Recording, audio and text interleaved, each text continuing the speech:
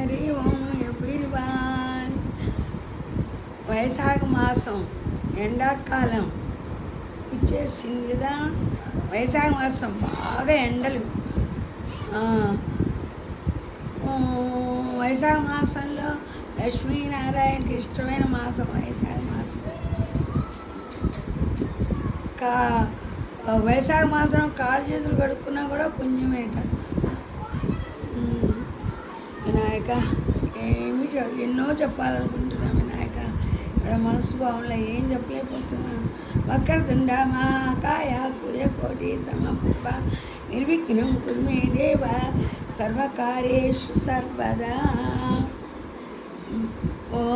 భగవద్గీత కించిదతీత గంగాజల లవణకా పీత సకృతమేన మురారి సమర్చ క్రియతే తస్యమేన యమేన చర్చ.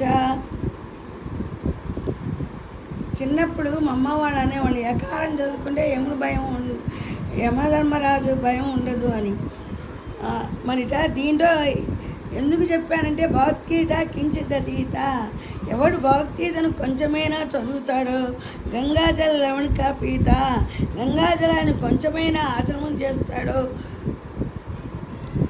సకృతమైన మురారి సమర్చ, శ్రీయాన్ని ఒకసారైనా అర్చిస్తాడో అతని గురించి యముడు పట్టించుకోడు. అంటే మన దేవుణ్ణి ఎప్పుడైతే స్మరిస్తామో అప్పుడు మనకు జరామరణాలు భయం ఉండదు. అట్లా అంటే మనం 100 ఏళ్ళ తర్వాతైనా ఉంటామని కాదు అర్థం.